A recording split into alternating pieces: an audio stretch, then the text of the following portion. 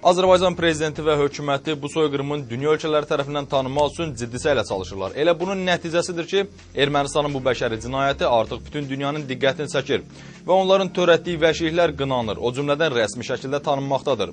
Bu fikirlər Yevlax rayon icra hakimiyyəti və YAP rayon təşkilatının birgə təşkilatçılığı ilə keçirilən dəyirmi masada səsləndirilib.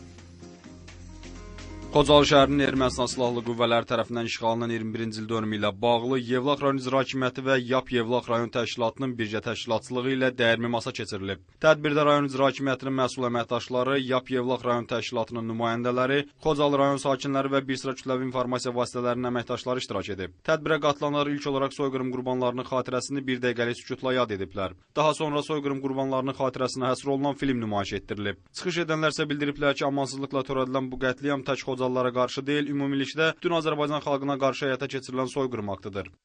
Bildiyiniz kimi, erməni faşistləri 1992-ci ilin 25 fevralından 26-sına keçən gecə saat 9-da Rusiyanın Xankəndidə yerləşən 366-cı Motozu diviziyasının köməkliyi ilə uzun müddət mühasirədə qalan Xocalı şəhərinə baskın etdi. Tarixin çox qanlı, hətta təkcə Xocalılara deyil, bəşəriyyətə qarşı çox böyük tarixi cinayət etdilər və Xocalı faciəsi törədildi.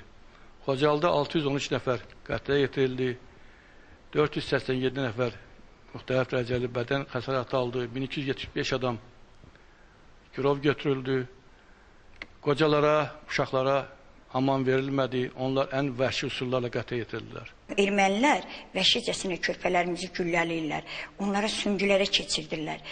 Bir kəndin başına gəlmədiyi oyun qalmadı, bir şəhərin başına açılmadığı oyun qalmadı.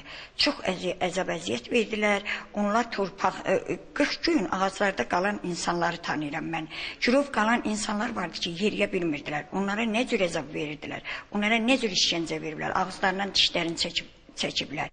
Tədbirdə həmçinin o da vurğulanıb ki, 20-ci əsrin sonlarında xalqımızın başına gətirilən bu faciə zamanı 700 nəfərə yaxın soydaşımız qətlə yetirilib. Bu günə kimi törədilən ən ağır bəşəri cinayətlərdən biri olan Xocalı soyqırımı, əsrin Xatın, Xirosima və Nagasaki kimi dəhşətli faciələr bir sırada dayanır. Kamil Balakişiyev, Xəyam Rəsulov, LTV Yevlax.